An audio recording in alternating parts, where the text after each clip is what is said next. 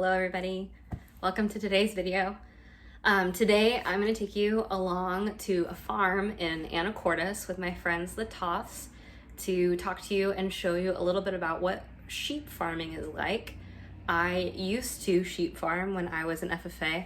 That was my favorite project, raising lambs and showing at the fair and raising them for market. But college came and then the teaching career, so I had to sell my flock and have not yet found property to do it again. But sheep are my all-time favorite livestock animal. They're what got me into really doing what I do now and really diving deep into FFA and exploring other things within it. So sheep have a very fond place in my heart, and I want to take you along to the Toths out in Anacortes to see what they have. They're going to show you quite a few different things. They're going to show you just what a day in the life is generally like from sun up to sundown. And then we're right in the middle of lambing season, so they're gonna show you what newborn care looks like, if there's issues with some of the lambs, what that requires to take care of them and to rehabilitate them, what we would feed our sheep and kind of the choices and why we would pick something over another. And then a little bit about vaccinations and healthcare, because sheep farming in the Pacific Northwest does come with some challenges healthcare wise because of our environment. So some things to be aware of. And then if you are getting into sheep farming or as a 4-H or FFA project for the very first time, the girls are gonna go over picking a lamb and why you would pick one for market versus breeding over another, and really just the characteristics you should be looking for. So come along with me to the Toths out in Anacortes and see what sheep farming is really like. Good morning, everybody. My name is Amanda Toth. This is my sister Tarisa, and we are co-owners of A+ Cub Lambs out here in Anacortes, Washington, along with our brother Andrew, who is not here today. We've been raising sheep since 2012. Before that, our cousins were raising sheep, and we were kind of helping. But in 2012, our brother Andrew purchased our first ewe to start A+ Cub Lambs. So today we're going to make a couple short videos for you guys, just showing you a day in the life of us as sheep farmers. We come in here and we feed our bottle lamb. Unfortunately, there is some cases where ewes don't take care of their lambs or something happens and we have to take them off their mom and bottle feed them. For this little guy, you can see he does have a little cast on one of his front legs. When he was born, he had quite a few issues. For the first 3 or 4 days of his life, he couldn't walk. We had to do physical therapy, work with his legs. We had to bottle feed him.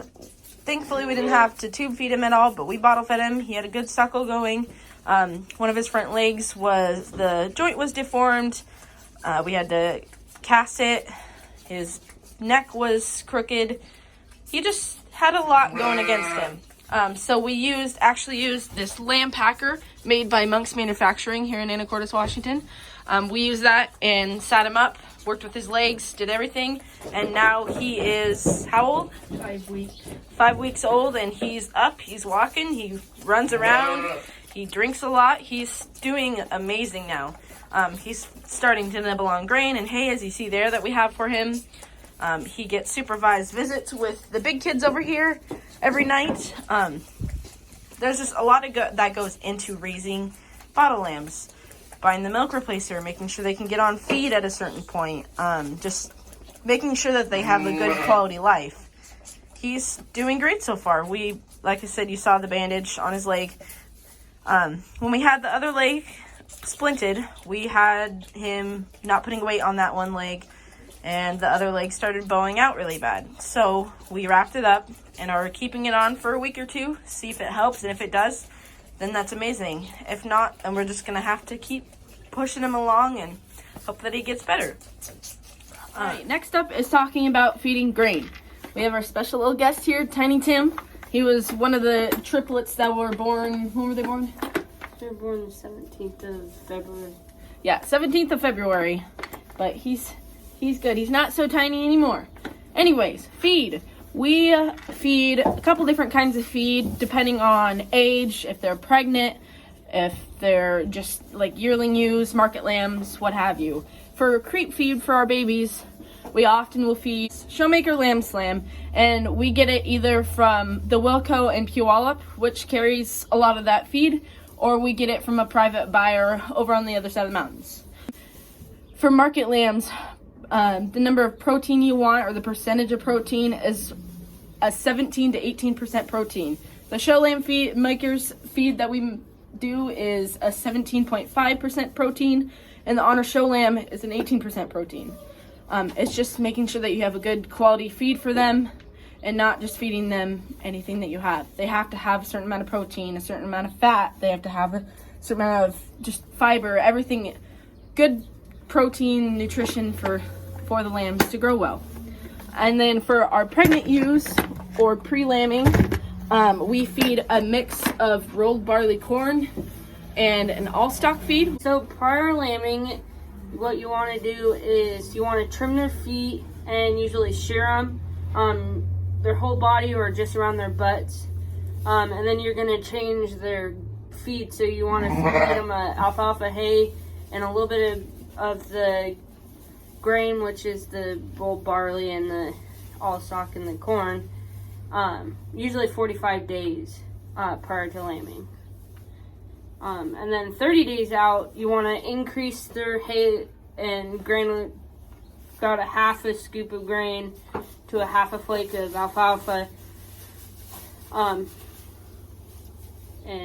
then you'll vaccinate them 2 weeks prior to lambing with the 2 cc's of CDNT sub-Q. That's 2 weeks prior.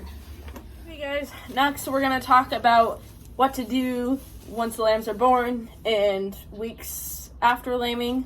When the lambs are born, you'll want to first help the mom out a little bit, clean their face off, and then use a little nose sucker to get the fluid out of their nose and out of their mouth. And after that, let them be with the mom, and then come back later that night. And at that time, you can check on them, make sure they're doing well.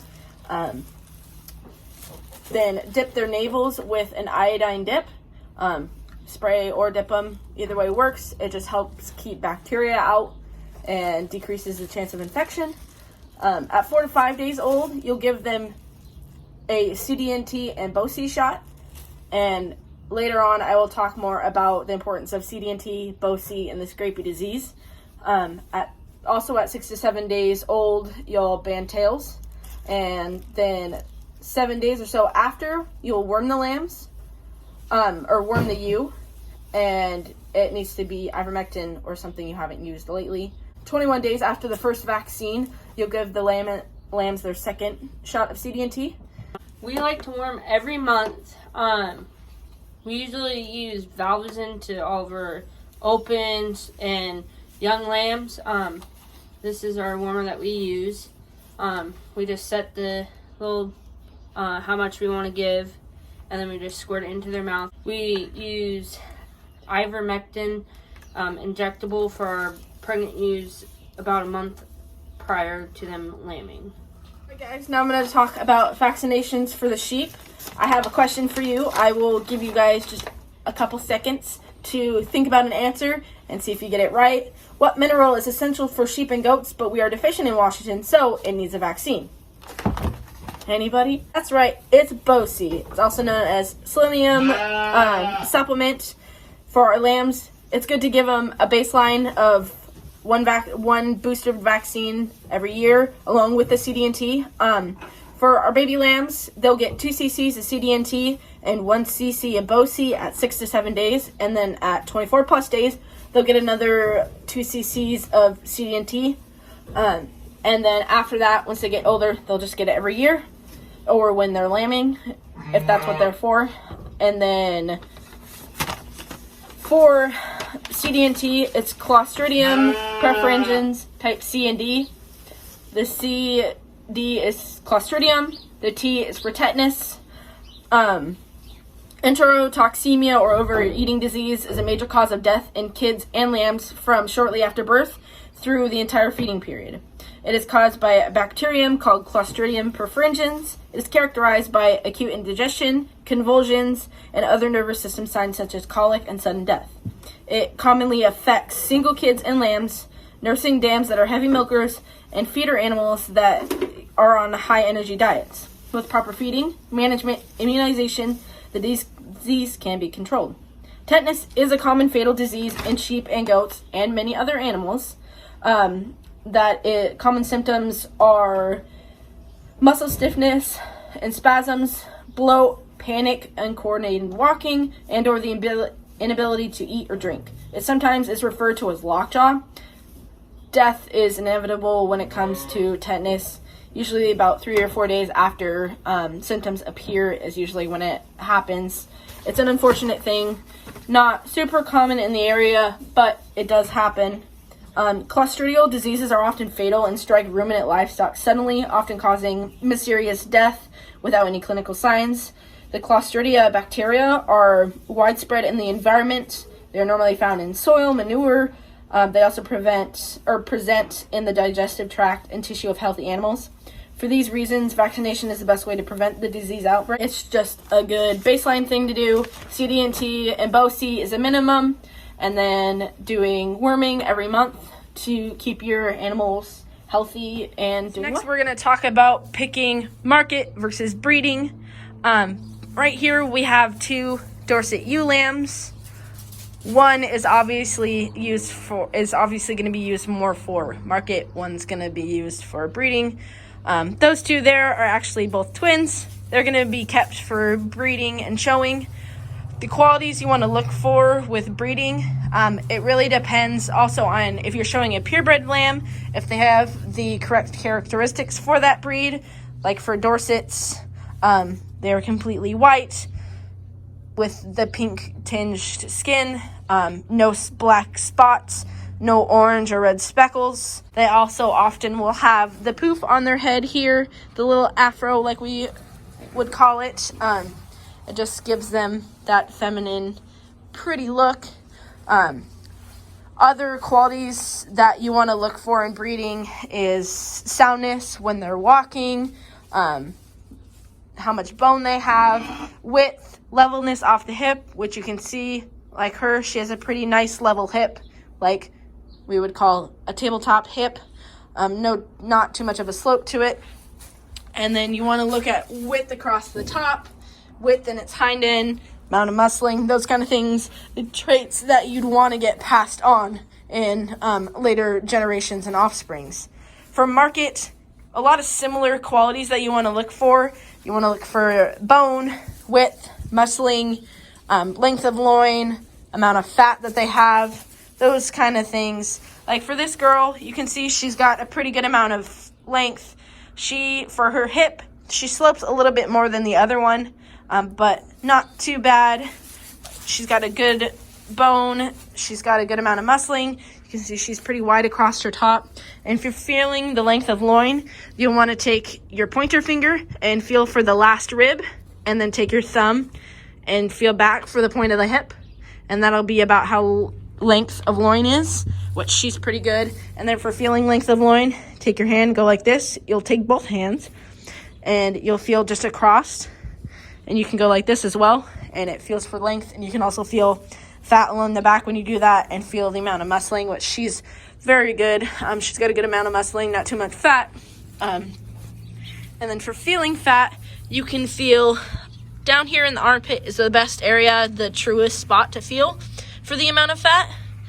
And you just kind of feel. If it's real squishy, then it's too much fat. If you can just barely feel the ribs, that's probably about perfect. A similar thing, but not with characteristics you're looking for. You're just looking for a different amount of it when you're choosing a market lamb versus a breeding lamb. Again, we'll just show you a quick side view of them. You can see a lot of similarities, but a lot of differences. Ones that you'd more want to pass on for breeding things, which is her, and things for market, which is her. All right. Thank you, Amanda and Tarisa, for sharing your farm with us. I really appreciate it. I hope that video was helpful. Thank you, Toth, for bringing us along to your farm. And I hope you now got to see a little bit more about what my love and passion really is. Aren't they cute? They're just like, oh, they're little balls of fluffiness. I love them. Okay. All right. I'll see you guys in the next video. Bye.